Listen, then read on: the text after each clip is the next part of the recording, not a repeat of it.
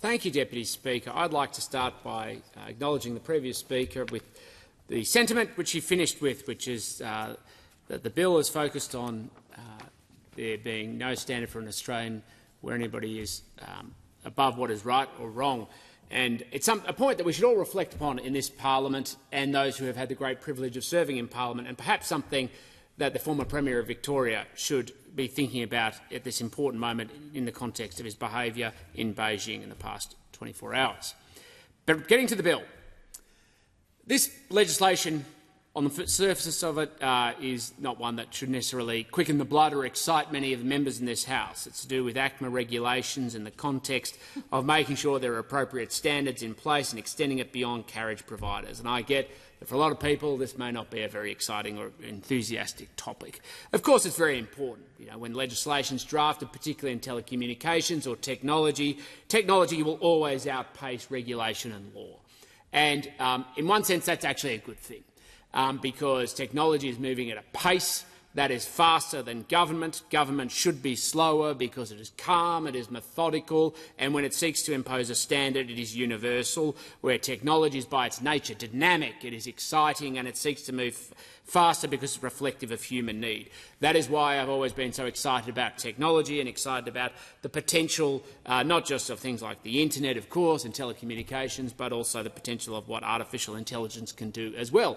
But we're also mindful of the human impacts, and that's where, of course, law comes in to maintain standards, ethics, but also to make sure that where there's an overstep or a breach, that government does its proper job to secure safety, dignity and security.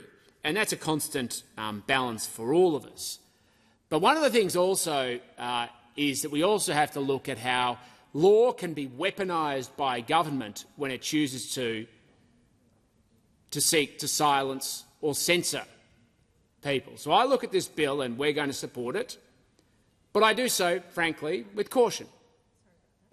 Because I'm old enough, and I'm not that old, to remember when the last time we had a Labor government and there were members who weren't in this chamber who are now bright-eyed and bushy-tailed as they were elected in 2025, and some that were elected before then, sitting on the government benches, proudly wearing the moniker of the Australian Labor Party. Order.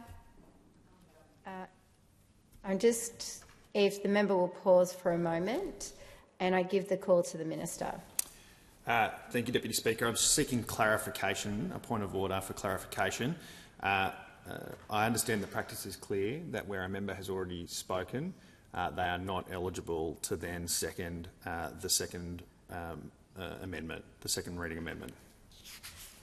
That is correct, Minister. So our way forward is if the person who did move the second reading amendment could stand up and seek leave to move the second reading amendment,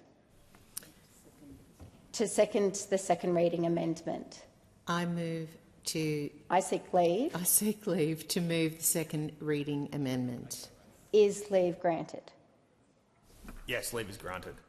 Thank you. You can proceed. Just to update the House, we did, when the member for Mallee rose to move the second to second the second reading amendment, wasn't actually able to do so because she'd already spoken in the debate. So we've retrospectively fixed that by the minister standing to point that out to the House, and then the member for Mallee has now sought leave to be able to move to second the second reading amendment, which we have now done. And so I give the call back to the member for Goldstein to continue. Thank you, Deputy Speaker, but I'm sure you're going to give me a whole 15 minutes all over again. I was in full flight. That was okay. Thank you, Deputy Speaker, because I'm old enough to remember that when there were former Labor members sitting on the benches of this parliament on the government side during the last term of a Labor government, and we were debating legislation. I wasn't here, but I was but a member of the public concerned about the future direction of this country. And I remember when Labor members were sitting on those benches, and what were they using telecommunications powers for? They were using it to shut down the media, silence and regulate the media, look at pathways to introduce internet censorship and limit what Australians could see, when they didn't like what Australians were searching for, particularly to impose different pathways of internet censorship because they wanted to control people's lives. And I've said this in this parliament many times before, where the objective of the Labor Party at every stage of your life is to control Australians. They want to control education so they can control what your children learn and how you see the world. They want to control the workplace so that unions can control you and your standards. They want to control housing so that you rent, so that they can control how you live and make you dependent. They want to control you on a salary so that you never have the dignity and independence of owning your own small business. They want to control your superannuation through an industry super fund so that you never have the independence and dignity of an SMSF, so that you can be manifest and manage your own destiny. And, of course, when it comes to telecommunications powers, it is the most wonderful backstop for them to be able to go on and control the information you seek, how you can access it, even with the wonders of mobile telephony and technology, that they can find the information or stop you accessing the information that you seek. So I look at this legislation, I look at every piece of legislation in the context of telecommunications, and my starting position is I look at the minister, I look at those at the table, I look at those on the opposition benches, and I go, my starting position is I never start from a position of trust, because I've seen what you've done before. I know your natural temptation to control the Australian people and how you weaponise this legislation to do so. And you just need to look at their performance in the past week, Deputy Speaker. We talked about it earlier in the week. Their primary objective, you think about the gift that they have been given from the Australian people of 94-seat majority, the trust that they have been given. And what are they using/abusing that trust to do at the moment? Introduce a veil of secrecy and shut a curtain down on this parliament and over Canberra, to silence journalists, to limit their capacity to be able to access information and, of course, scrutiny of this parliament. They have made it harder for Australians to submit freedom of information requests, to scrutinise decisions of government. They have introduced fees to make it harder for people to access basic information of how public servants and, of course, the government itself is making decisions. We've seen how they want to literally abolish pathways for reviews of decisions in the context of defence medals. I have never thought that this was a priority of the Australian government, but in the middle of a cost of living crisis, when people are dealing with the realities of financial stress and getting to the supermarket with a red basket, this is their priority.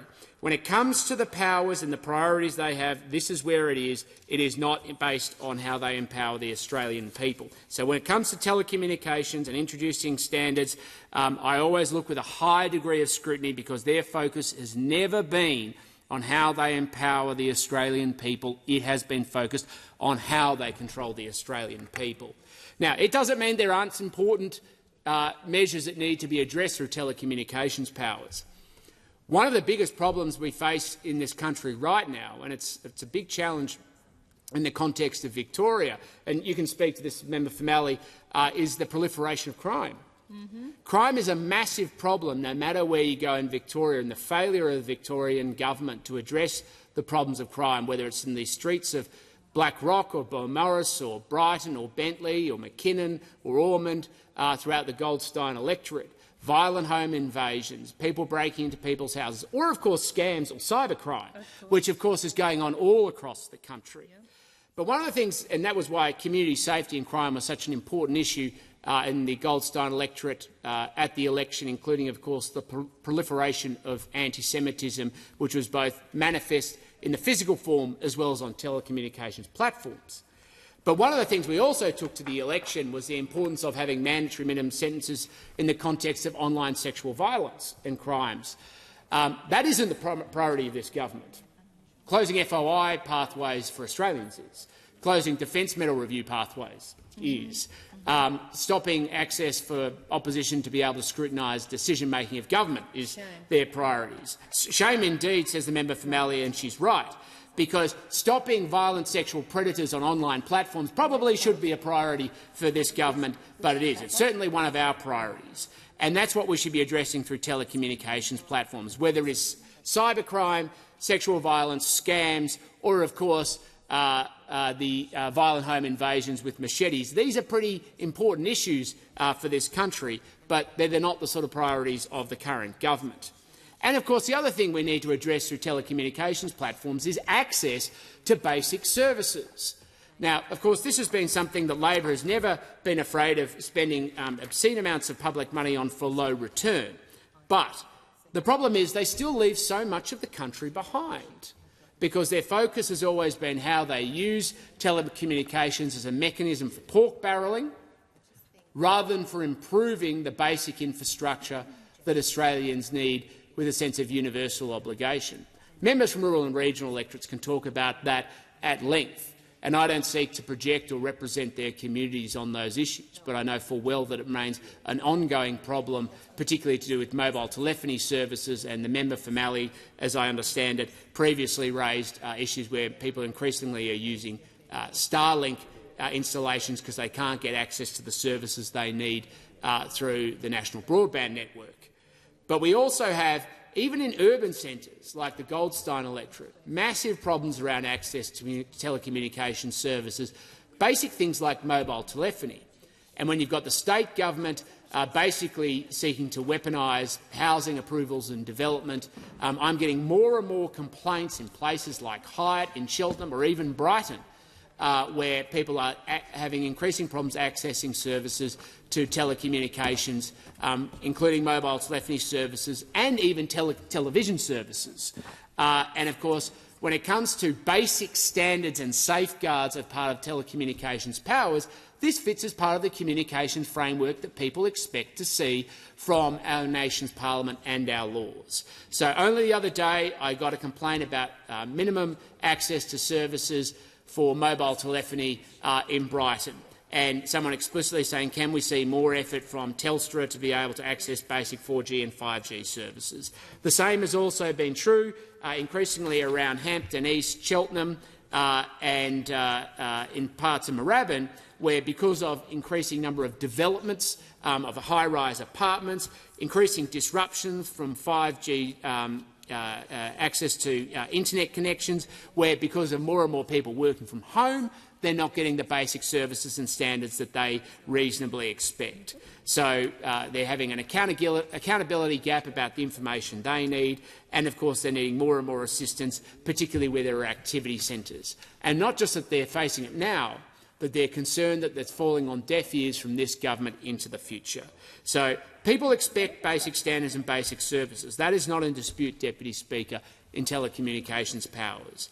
But what they also expect is that the government is going to step up and meet those expectations, and they're not hearing it, they're not seeing it, and then they're living the consequences of it.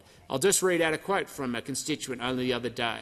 Despite strong community opposition, a development has since been amended to increase from the original plan to 8 storeys with additional apartments. This construction has created absolute chaos for residents. Illegal parking, unsafe road conditions, but 5G disrupted internet connections, loss of free-to-air TV reception for residents opposite, and numerous other impacts that Council has been completely unprepared to manage. Some of these fits within Council, some within state government, but the one that sits within federal government responsibility is around telecommunications powers. So when we talk about safeguards and we talk about standards, this is the lived reality in urban Australia right now, and the government is completely asleep at the wheel. So, of course, we support the legislation that's broad intention, what it seeks to achieve. But we are mindful. We have seen too many times members of the government in previous Labor governments, when they're given powers around telecommunications, weaponise it with the objective that they seek to use it to censor or silence opinions or views that they don't like. Not ones that are criminal, but ones they don't like. They've tried to regulate the media and try and censor and silence those who have difference of opinions. We still remember that era from the Rudd government, and there are some people still around from the Rudd government who got their blood pumping at the idea that they might be able to close down dissenting voices. They've never really liked diversity in the Labor Party except for their own diversity, which is from the left to the far left. We want a full diversity of Australian voices, and that's by making sure systems remain open, and that we make sure that telecommunications powers have a limit to making sure standardisation and the Australian people flourish. They are not used as a weapon to control Australians, as the Australian Labor Party has a sad, shameful history of doing, because that is in their core, it is in their DNA of what they seek to do when they gain the Treasury benches. I give the